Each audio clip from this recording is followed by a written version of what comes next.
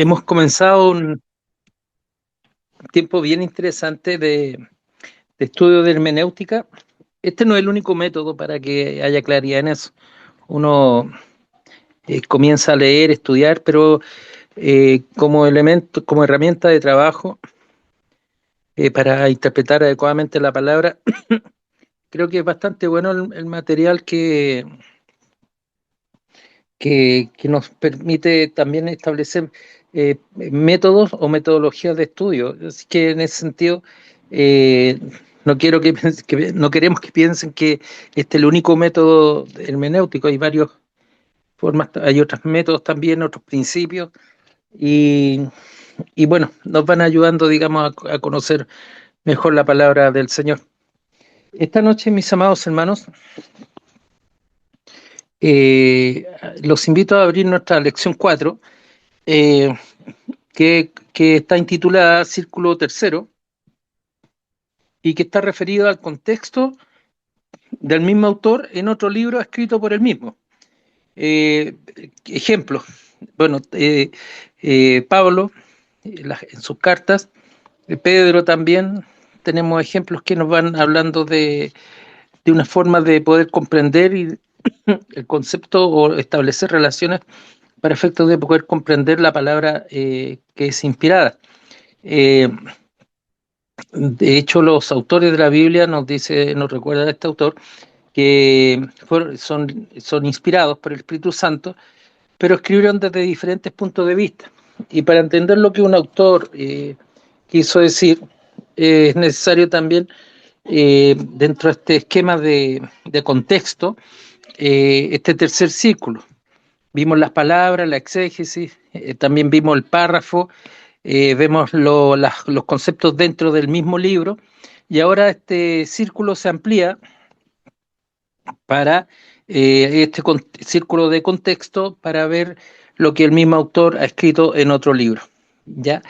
Entonces, la idea es poder comprender exactamente lo que el autor bíblico quiso decirnos al escribir. Eh, ¿Por qué este tercer círculo o círculo de contexto? Es que el uso que da el autor a las palabras nos permite interpretar sus propios escritos. Hay una línea de pensamiento, en el fondo se trata de eso. Y si uno quiere entender lo que Juan enseña acerca de la victoria sobre el pecado, uno debe leer todos los pasajes que Juan escribió sobre el pecado. Desde el Evangelio de Juan, las 13 epístolas de Juan y el Apocalipsis. Así uno puede formarse una idea general y más profunda, digamos, no general, sino una idea más profunda del concepto que Juan ha escrito sobre el pecado.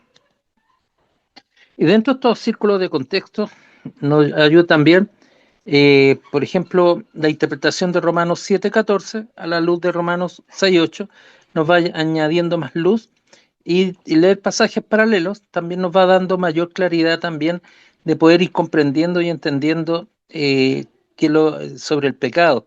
Y en el caso que hemos mencionado de Romanos, y también Gálatas, que es mencionado por el autor, y Primera de Corintios, capítulo 6, nos dice que Pablo y los hijos de Dios no son esclavos del pecado, más bien a través del Señor Jesucristo y del poder del Espíritu vivimos una vida santa de victoria. Somos santificados por el Señor Jesucristo, vivimos una vida en santidad sobre los deseos pecaminosos de la carne. Esto no significa que los cristianos no cometen pecado, sino que nos dice que el Señor nos da victoria sobre los deseos pecaminosos de la carne, para resistir el pecado, para resistir la tentación. De esta manera, también ahora en esta sección, en esta lección, estudiamos la ley de la denominada concordancia bíblica y pasajes paralelos para poder auxiliarnos en el momento de relacionar o conectar versículos con otros de significados o interpretación similar. Conocer esta parte resulta imprescindible, muy necesario, cuando empezamos a estudiar los textos fuera del libro que contiene el texto o texto que estamos escudriñando. No sé si alguno ha jugado, o en la iglesia siempre jugamos al juego de espadas. ¿Han jugado el juego de espadas? El juego de espadas se va leyendo un versículo, uno empieza hay varias modalidades, pero la más básica, se da un versículo y los hermanos buscan el verso rápidamente y lo leemos. Y después normalmente quien dirige el juego pregunta, bueno, ¿cuál es la palabra, el concepto, dice, o la palabra que está escondida? Y de esta manera se establece un contexto. A veces que es un juego para poder usar bien, mejor usar la Biblia, pero de esta manera también buscamos conceptos que son similares o parecidos y de esta manera, en una forma lúdica, podemos ir comprendiendo la enseñanza. No digo que la hermenéutica sea un juego, sino que simplemente estoy diciendo para que nos formemos un pequeño concepto de este contexto de relaciones de autor en otros libros del mismo autor. Así es que, continuando a través del estudio de Segunda Pedro, ahora veremos cómo conectamos con los textos de contenido similar, tanto en la primera carta como en la segunda carta de Pedro. Así llegamos se nos propone lo que se denomina el uso de las concordancias, ¿ya? Y podrían definirse, según el diccionario Garzanti, que es el repertorio alfabético de palabras usadas en la Biblia con la indicación de los pasajes en los que figuran. Vale decir, son conceptos que aparecen en la Biblia y se colocan en forma alfabética, igual que un diccionario, pero buscando también indicación de los pasajes en los que se figuran la misma palabra. Entonces, así, de esta manera, este índice alfabético lleva este nombre porque las primeras obras de este género llevan el título latino Concordatiae. Concordatiae significa concordancia, ¿ya? Concordar, unir, una palabra latina, concordar, y unir las cuerdas. Eso es la raíz etimológica, ¿ya? Entonces, concordatiae significa concordancia y significa unir cuerdas. Entonces, la finalidad de estas concordancias es la de destacar las afinidades y también las semejanzas o relaciones entre los textos bíblicos, en contextos diversos del mismo libro bíblico o en libros distintos. Hay palabras y conceptos que se van repitiendo y a través de esta comparación de los textos, uno puede, que usan las mismas palabras, de este modo uno puede subrayar o verificar los matices, las diferencias, las discordancias o incluso las oposiciones que pueden existir. En concreto, la concordancia ofrece la lista de pasajes indicando el libro bíblico, el capítulo y el versículo en que aparece la misma palabra, insertándola en un contexto según el orden de los libros de la Biblia, desde el Génesis hasta el Apocalipsis. Muchas Biblias, sobre todo las del año 60 en adelante, Reina Valera me refiero, estoy pensando, también, bueno, la Biblia de la Reforma también tienen concordancias al final del libro, y lo usamos cuando queremos alguna palabra, algún estudio, uno muchas veces concurre a esas concordancias para estudiar o para preparar mensajes o estudios. Y las palabras van figurando en orden alfabético. Podríamos decir en conclusión que la concordancia es un repertorio que tiene al mismo tiempo las características de las listas de citas, del sumario de los temas y del índice de las materias. Es decir, nos va orientando cómo buscar. Esto es importante y es bueno para nosotros porque nos ahorra un tiempo valioso, voy a decir, porque no siempre tenemos en mente todos los pasajes que dicen relación con el tema o la materia o la palabra que se está estudiando o desarrollando. Así, las concordancias vienen a ser un instrumento de apoyo, ¿ya? No es la palabra de Dios, la Biblia es la palabra de Dios, pero las concordancias, como les he dicho, son instrumentos que nos permiten acercarnos al concepto. También hay conceptos y tipos de pasajes paralelos. No siempre el contexto aporta luz para mejor comprensión de un texto. Eso lo hemos estado viendo. Y puede ser que se encuentre aislado, sin conexión con el que lo antecede o el que lo sigue. Es lo que vemos en la mayor parte de los textos de, por ejemplo, de Proverbios, pues con las excepciones de algunas secciones cuyo contenido gira en torno a temas concretos, las malas compañías, por ejemplo, del capítulo 1, del versículo 10 al 19, la vida de piedad, la sabiduría, las exhortaciones contra la impureza, las amonestaciones al rey, el elogio de la mujer virtuosa. El resto del libro está compuesto de máximas y sentencias discontinuas.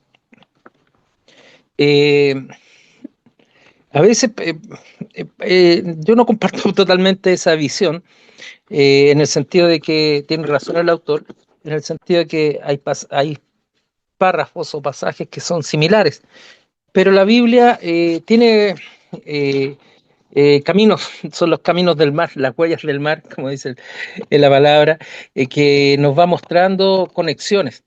Y a veces no siempre uno aparece tan claras las cosas, pero también un poquito de escudriñar nos va a permitir establecer otras relaciones que también son importantes. Pero como yo no escribí el libro, les doy una opinión ya personal para que ustedes la puedan anotar. ¿Ya? Ahora, ¿por qué? Porque el libro está compuesto de máximas y sentencias discontinuas. Algo semejante ocurre con determinadas porciones del libro de Eclesiastés, son libros de sabiduría, y también el libro de Cantar de los Cantares también hay discontinuidad en conceptos. Pero en el resto de la Biblia, aunque con menos frecuencia, también hallamos pasajes inconexos. En tales casos, el trabajo en el contexto inmediato es difícil de mantener. Por eso debemos de buscar la ayuda en pasajes paralelos, es decir, aquellos que en otros lugares de la Biblia se refieren al mismo hecho histórico, a la misma doctrina, a una enseñanza, a una exhortación, a un tema semejante. En estos pasajes paralelos, generalmente hallamos ayuda no solo para entender mejor el texto que estamos tratando de interpretar, sino que también nos ayuda a obtener una perspectiva más amplia tanto del significado como de sus aplicaciones.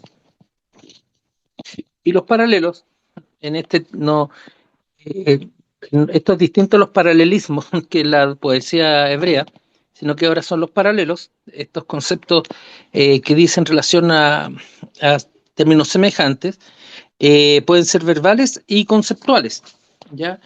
Los verbales cuando ellos encuentran la misma palabra o frase que en el texto tiene con un sentido idóneo o semejante. Cuando leemos, por ejemplo, en Efesios 3:6 acerca del misterio revelado por el Espíritu, que los gentiles son coherederos y copartícipes de la promesa en Cristo Jesús, podremos preguntarnos ¿para quién es la promesa y cuál es el contenido de esta? Un estudioso o un estudio acucioso de los paralelos nos llevan a Abraham, a quien primeramente fue hecha la promesa, y a su simiente. Romanos 4:13, Gálatas 3:29. Los judíos eran descendientes de Abraham, por consiguiente para ellos era la promesa. Pero los gentiles, excluidos de la ciudadanía de Israel, eran ajenos a los pactos de promesa. Pero el Evangelio revela que son descendientes de Abraham todos los que creen como él. Romanos 4:16. Esta realidad es magistralmente aclarada y demostrada cuando se descubre cuál es la simiente por excelencia, de Abraham a Cristo, en Gálatas 3:16. Así que en Cristo y solo en Él, los judíos y gentiles se constituyen como los únicos descendientes del patriarca, herederos de la promesa.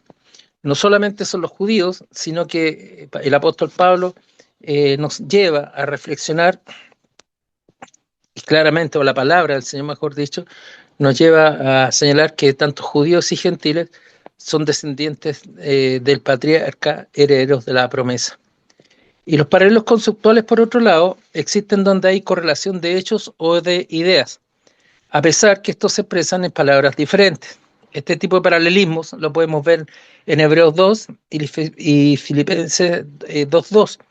En ambos, el tema es la humillación de Cristo.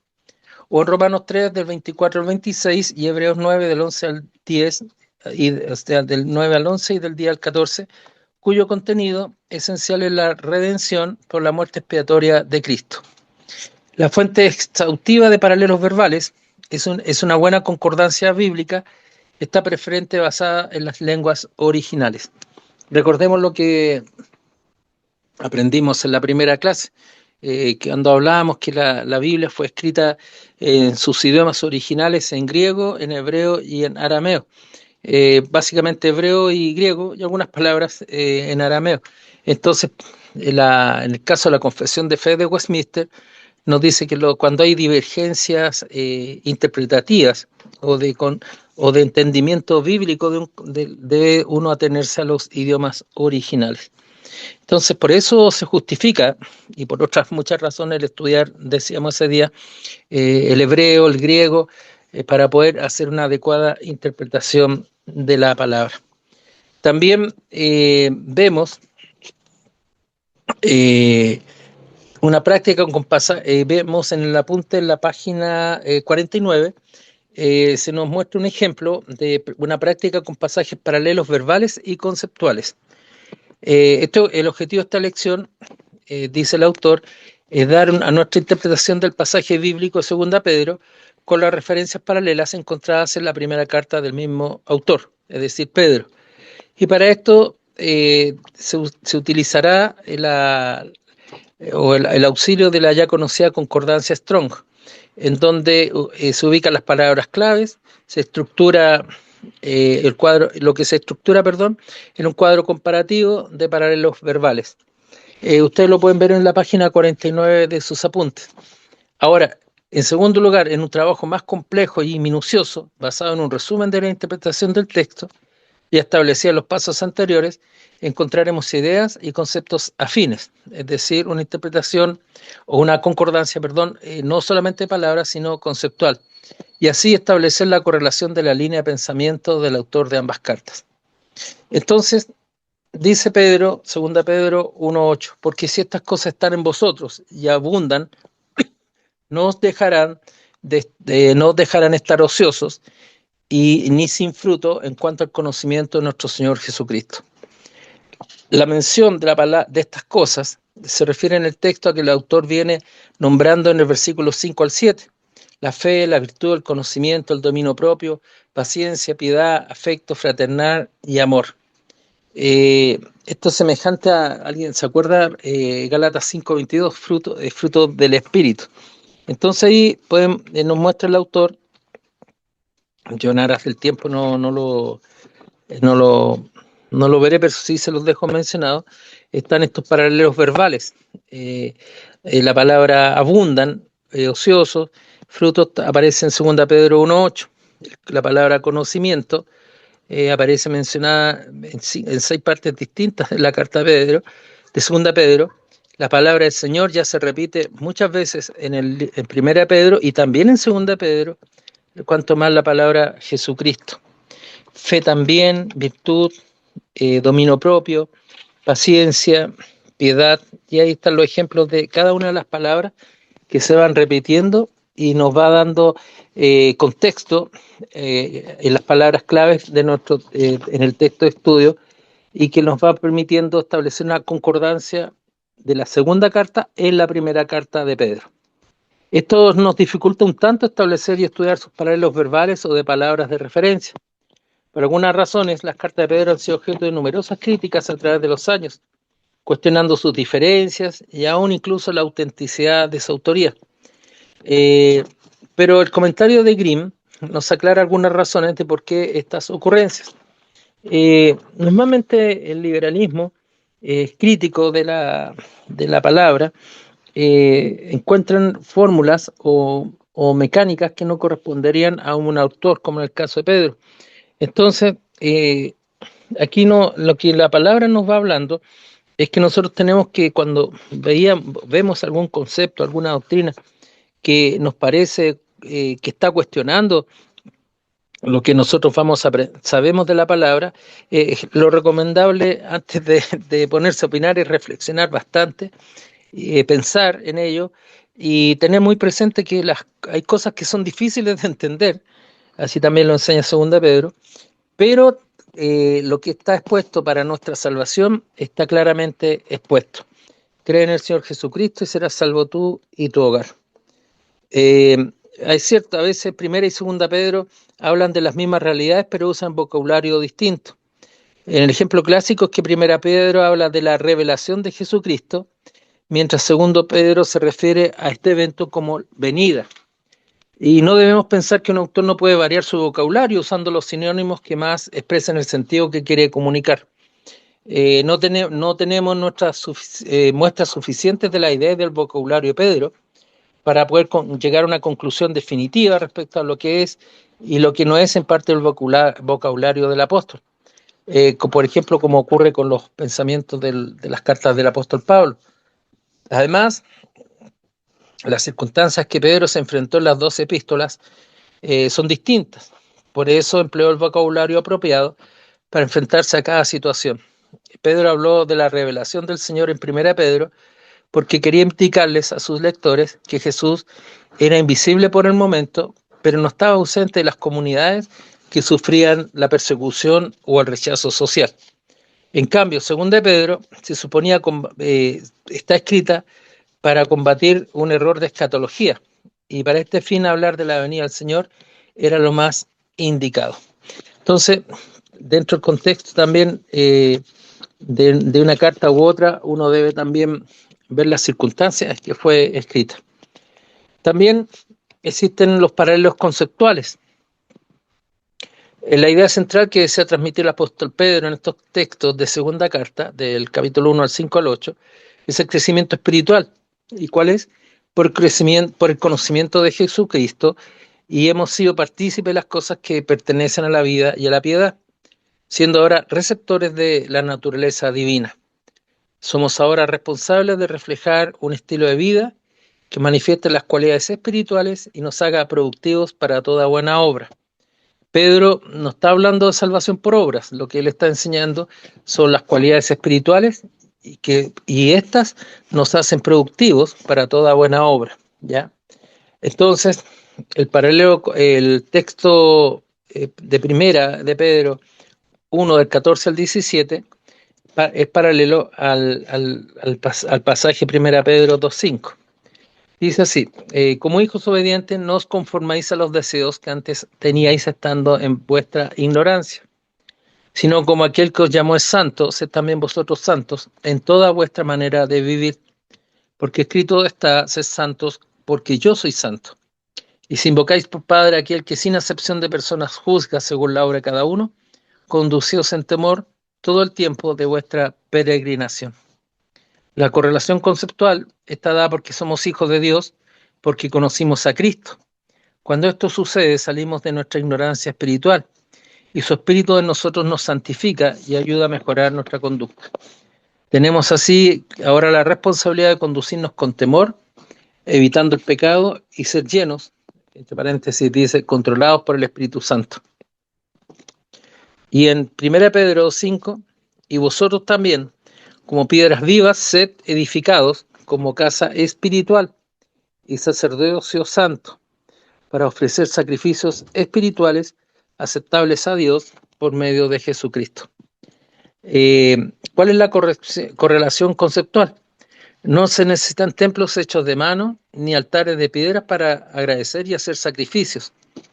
Pedro nos recuerda y nos dice que cada uno de nosotros es una piedra viva que ofrece sacrificios espirituales en una casa espiritual que se edifica. Se adora a Dios con una vida limpia, llena de amor y agradecimiento, en oración intercediendo por nuestros hermanos y por las necesidades del reino, dejando que el Espíritu Santo manifieste su fruto en cada área de nuestra vida. Nuestra vida de adoración sube como olor fragante y recibe aceptación solo por los méritos de nuestro Redentor y Salvador. Entonces, ahora vemos otro texto paralelo, conceptual, que nos dice 1 Pedro capítulo 2, versículo 11 al 12. Amados, yo os ruego como extranjeros y peregrinos que os abstengáis de los deseos carnales que os atollan contra el alma, manteniendo vuestra manera de vivir entre los gentiles, para que lo que murmuran de vosotros, como de malhechores, glorifiquen a Dios en el día de la visitación, al considerar vuestras buenas obras. Christel Mayer Michael, perdón, nos presenta estos pasajes señalando lo siguiente. La palabra ruego, como extranjeros y forasteros en el mundo, como pastor y consejero, Pedro utiliza la primera persona singular para hablar directamente a sus lectores. Él utiliza el verbo rogar para traer aliento. Él sabe que son capaces de hacer lo que les pide. Pedro llama a los extranjeros, a los creyentes, perdón, como extranjeros, que es la designación para personas que viven en un país que no es el natural, pero retienen su ciudadanía. No poseen los mismos privilegios y de hecho que los ciudadanos del país en que habitan, pero ellos son extranjeros en un mundo que les es extraño. Viven en esta tierra solo por un breve tiempo, saben que su ciudadanía está en el cielo. Al usar la palabra abstención, que os abstengáis, dice, de los deseos carnales que batallan contra el alma, Pedro no exhorta a los creyentes a separarse del mundo, los insta más bien a abstenerse de los deseos pecaminosos y cuidar sus propias almas. Es el sentido en el cual el deseo se origina. El deseo en sí no es malo, a menos que lleve el mal. El mal deseo concibe y da luz al pecado, y el pecado siendo consumado da luz a la muerte. Santiago 1:15, ¿se recuerda? Los deseos pecaminosos guerrean contra el alma, dice Pedro. Nótese que Pedro no dice que estos deseos luchan contra el alma del hombre, sino que hacen la guerra contra el alma con el propósito de destruirla. Entonces, una pregunta es, ¿cuáles son los deseos pecaminosos? Pedro contesta esta pregunta en otro contexto. Los mismos son el desenfreno, las bajas pasiones, las borracheras, orgías, parrandas y abominables idolatrías. Esto en el capítulo 4:3. Estos deseos dan a la persona una satisfacción física temporal, pero en realidad libran una batalla decisiva contra su alma. Sin embargo, al darse cuenta plenamente de los peligros de esta guerra, el creyente se abstiene de tales deseos por medio de su conducta y sus buenas obras. Él muestra a los incrédulos el camino a Dios. Nosotros decimos, por amor al Señor, vivimos en santidad, para honrar el nombre del Señor en todo momento.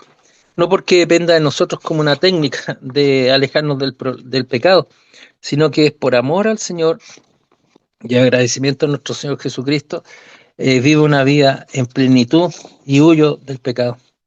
Así, la conducta, Dios nos llama a ser un pueblo en la sociedad en que vivimos. Quiere que seamos testigos vivos de su amor y de su misericordia para con los pecadores, porque a través de nuestras vidas, Él llama a otros a sí mismo.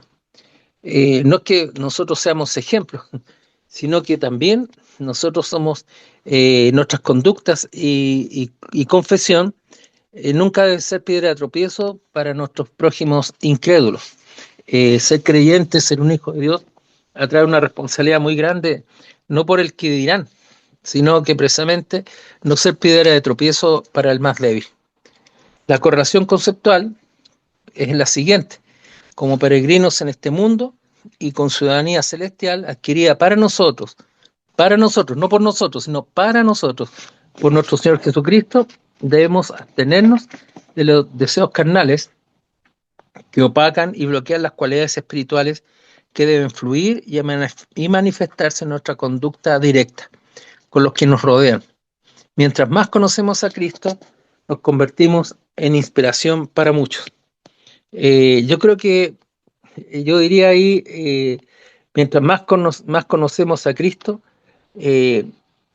nosotros más con nuestra conducta mostramos al verdadero Señor, que Él es nuestro ejemplo a seguir. ¿Ya? Entonces la conclusión, aun cuando el contexto es solo una herramienta poderosa para comprender el verdadero significado del texto, es una ayuda extraordinaria, ya, para nutrirse de información significativa y desechar aquella que no hace armonía con la interpretación correcta.